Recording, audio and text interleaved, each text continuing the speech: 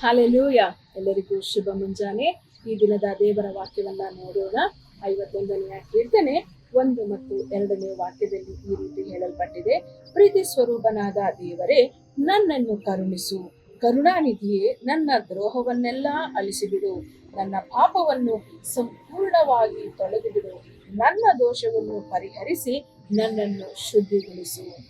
ಪ್ರಿಯರೇ, ಈ ಒಂದು ಪ್ರಾರ್ಥನೆಯನ್ನ ದಾವೀದನು ದೇವರಲ್ಲಿ ಕೇಳಿಕೊಳ್ಳುವಾತನಾಗಿದ್ದಾನೆ. ನಮ್ಮ ಜೀವಿತಗಳಲ್ಲಿಯೂ ಸಹ ನಮಗೆ ತಿಳಿಯದೆ ನಾವು ಅನೇಕ ಪಾಪ ಕಾರ್ಯಗಳಲ್ಲಿ ಆಗಿರಬಹುದು, ತಪ್ಪಾದ ಕಾರ್ಯಗಳಲ್ಲಿ ನಮ್ಮನ್ನು ನಾವು ತೊಡಗಿಸಿಕೊಂಡಿರಬಹುದು. ಕೆಲವೊಂದು ಸಮಯ ನಾವು ತಿಳಿದು ತಪ್ಪು ಮಾಡುವಂತವರಾಗಿದ್ದೇವೆ, ಕೆಲವೊಂದು ಸಮಯ ತಿಳಿಯದೆ ತಪ್ಪು ಮಾಡುವಂತವರಾಗಿದ್ದೇವೆ. ಆ ರೀತಿಯ ಯಾವುದಾದರೂ ಒಂದು ಕಾರ್ಯಗಳಲ್ಲಿ ನಾವು ನಮ್ಮನ್ನ ತೊಡಗಿಸಿಕೊಂಡಿರುವಾಗ ನಮ್ಮ ಮನಸ್ಸು ಭಾರವಾಗಿ ಇರುವಂತದ್ದಾಗಿರ್ತದೆ. ಈ ಒಂದು ಕಾರ್ಯದಿಂದ ನನ್ನ ದೇವರು ಬಿಡಿಸ್ತಾರಾ? ಈ ರೀತಿಯ ಕಾರ್ಯದಲ್ಲಿ ನಾನು ತೊಡಗಿದ್ದೇನೆ, ಈ ಕಾರ್ಯಗಳನ್ನ ಮಾಡಿದ್ರಿಂದ ನನ್ನ ಜೀವಿತದಲ್ಲಿ ಈ ರೀತಿಯ ಸಮಸ್ಯೆ ಬರುತ್ತಾ ಇದೆ ಎಂಬುದಾಗಿ ನಮ್ಮ ಮನಸ್ಸಿನಲ್ಲಿ ಅನೇಕ ವಿಚಾರಗಳು ಬರುವುದುಂಟು ಪ್ರಿಯರೇ. ಆದರೆ ದೇವರು ನಮ್ಮ ವಾಕ್ಯದಲ್ಲಿ ಹೇಳ್ತಾರೆ, ನಾವು ನಮ್ಮ ಪಾಪಗಳನ್ನ ಒಪ್ಪಿಕೊಂಡು ಆತನ ಮುಂದೆ ನಾವು ಅರಿಕೆ ಮಾಡುವಾಗ ಆತ ನಮ್ಮನ್ನ ಸಂಪೂರ್ಣವಾಗಿ ಶುದ್ಧಿ ಮಾಡುವಾತನಾಗಿದ್ದಾನೆ.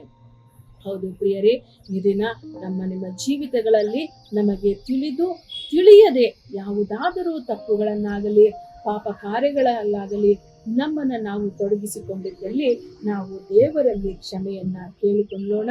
ಈ ದಿನದಲ್ಲಿ ನಾವು ಒಪ್ಪಿಸಿಕೊಡೋಣ. ದೇವರ ಬಳಿಯಲ್ಲಿ ನಮ್ಮನ್ನ ನಾವು ಸಂಪೂರ್ಣವಾಗಿ ಒಪ್ಪಿಸಿಕೊಟ್ಟು ನಮ್ಮ ಪಾಪದ ಪರಿಹಾರಕ್ಕಾಗಿ ಅದನ್ನ ಬಳಿಯಲ್ಲಿ ಕೇಳಿಕೊಳ್ಳೋಣ ಪ್ರಿಯರೇ. ಆಗ ದೇವರು ಸಂಪೂರ್ಣವಾಗಿ ನಮ್ಮನ್ನ ಕ್ಷಮಿಸಿ ಎಲ್ಲಾ ಪಾಪ ಕಾರ್ಯಗಳಿಂದಲೂ ನಮ್ಮ ಜೀವಿತದಲ್ಲಿ ಬೇಡವಾಗಿರುವಂತಹ ಕಾರ್ಯಗಳಿಂದ, ಬೇಡವಾಗಿರುವಂತಹ ಪ್ರತಿಯೊಂದೊಂದು ಸ್ಥಿತಿಗತಿಗಳಿಂದ ನಮ್ಮನ್ನ ಬಿಡಿಸುವಾತನಾಗಿದ್ದಾನೆ. ಪ್ರಾರ್ಥನೆ ಮಾಡೋಣ. ಸ್ತೋತ್ರ ಸ್ವಾಮಿ. ಅಪ್ಪ, ಈ ದಿನದಲ್ಲಿಯೂ ಕೂಡ ನನ್ನ ಎಲ್ಲ ಸಹೋದರ ಸಹೋದರಿಯರಿಗಾಗಿ ನಾನು ಪ್ರಾರ್ಥನೆ ಮಾಡ್ತಿದ್ದೇನೆ. ಅಪ್ಪ, ನಾವೆಲ್ಲರೂ ಕೂಡ ನಿಮ್ಮ ಜೀವಿತದಲ್ಲಿ ಅರಿಯದೆ ಯಾವುದೇ ಪಾಪ ಕಾರ್ಯಗಳನ್ನಾಗಲಿ, ನಿಮಗೆ ಇಷ್ಟವಿರದ ಯಾವುದೇ ಕಾರ್ಯಗಳನ್ನಾಗಲಿ ನಮ್ಮ ಜೀವಿತದಲ್ಲಿ ಮಾಡಿದ್ದಲ್ಲಿ ನಮ್ಮನ್ನ ಕ್ಷಮಿಸಿ ಕರ್ತನೆ.